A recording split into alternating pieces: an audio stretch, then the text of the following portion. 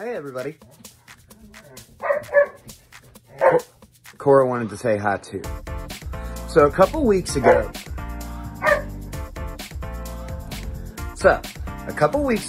I had a longtime friend of mine reach out to me and tell me that he liked the videos that I was making and that he'd love to collaborate or work together on something if I'd want to. Well, me, having very little experience with this kind of stuff, was obviously eager to take him up on his offer.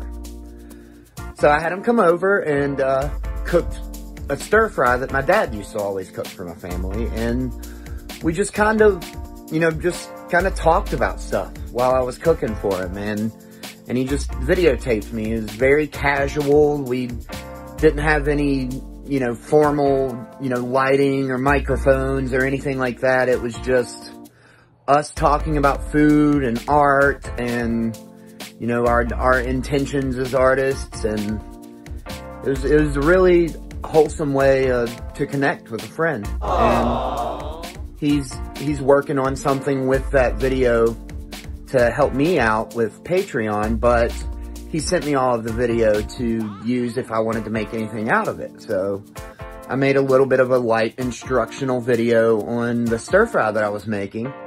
And as always, if you want to see the detailed recipes, I'll have my Patreon link down in the bottom. A certain way, I just realized direct action inside of my community is the only thing that's going to make a change in anybody's life that I know. Yeah. And inspiring direct action in other communities is how we change the nation as a big picture. And you leave the hot talking points and the Facebook side of it out, and just inspire people to be nice and make people's lives better. And we're gonna get started prepping the veggies for our stir fry here. We've got green bell peppers, ramps, mushrooms, and some potatoes that we've parboiled, and we've got them drying out in the oven. In the meantime, we're going to slice our ramps, just kind of take the leaves off of them, put a thick julienne cut on our bell peppers. I choose green just because that's what my dad always did. This is more or less his recipe. But any color bell pepper would really work out for it. And I've got these button mushrooms. Not a whole lot of them. He didn't always put them in there, but I knew that they'd be really good with the rest of the ingredients. Got kielbasa links on our cast iron pan, just crisping up so that we can make sure they're nice and crispy whenever the finished stir fry is done.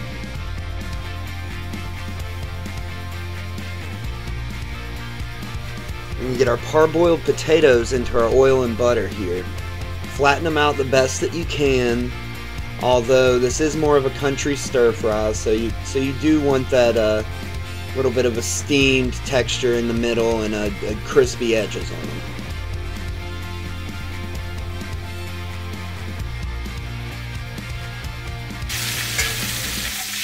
I don't cook this a lot because it's really simple, and I get away from simplicity trying to impress people or, validate myself or whatever, but this is food,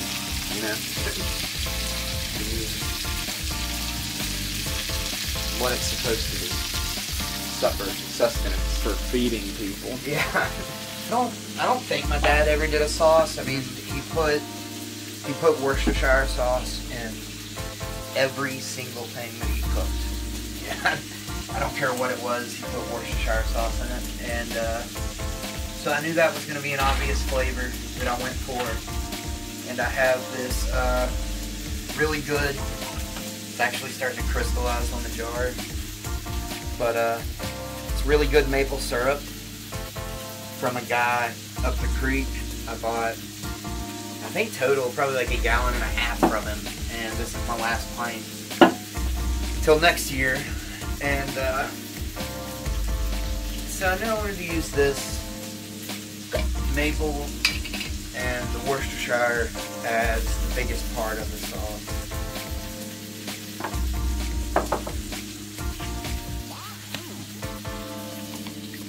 probably do like 6 gloves of that.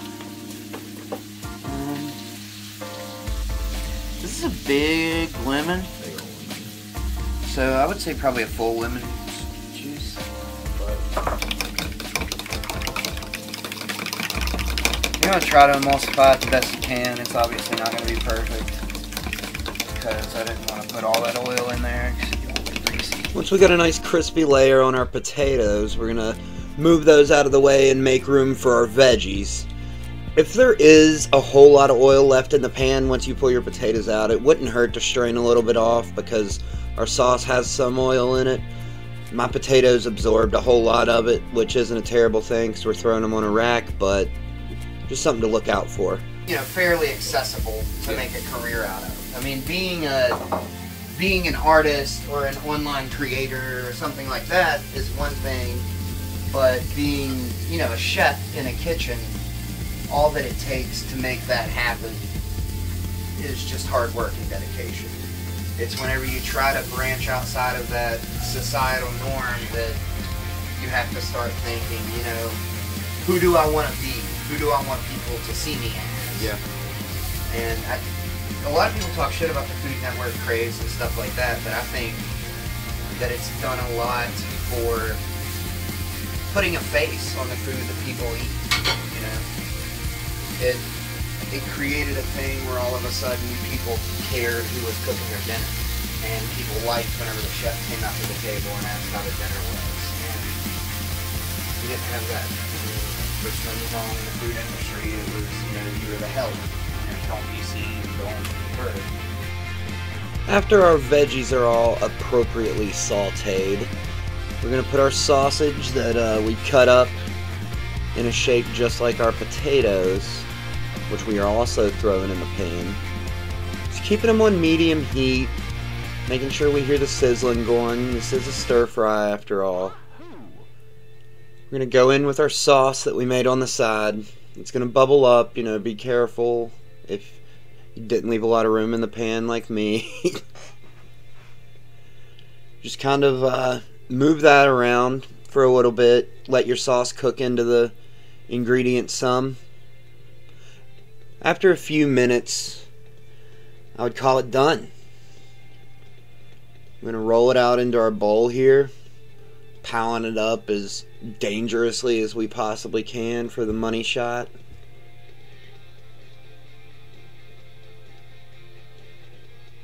Got to make sure we put a ramp right there in the front of the shot. And then of course, J.Q. Dickinson finishing salt. Get it coming off my elbow. There we go. You gotta send me that clip. I like that. That's my version of Salt Bay, man. Living off the elbow. It's a little bit lemon different. Juice down the elbow. Looks so good, brother. That's fucking... So now that I'm done talking about stir fry, I want to tell you guys a little bit about my friend Cole that filmed the video with me. He's a local artist. He kind of explores all of the realms of art. He's a really talented songwriter. He's actually put out a lot of hip-hop music that I'm a big fan of. He's been getting into video production. He's produced some hip-hop music videos here lately that are really impressive. And he uploads everything he does to his artist page on Facebook. And I'm going to make sure I link it down below because that's the easiest way to keep tabs on all the cool art that he's creating. Another thing that he does is with his roommate, he runs Artisan Bath Company. And I don't know exactly how long Artisan has been around, but they put out really impressive product, and it's all really high quality. They've got, I mean, hundreds of flavors of lip scrubs. It seems like they do perfume oils and these really cool soaps that look like dragon eggs that have Dungeons and Dragons dice on the inside of them. So to say that he's well versed in the creative world is quite an understatement. So as always, you want to like the Campbell's Creek Garden Project on Facebook, and give me a follow on Patreon. I post some free content, and all my recipes are just $5 a month, and I do Q&A.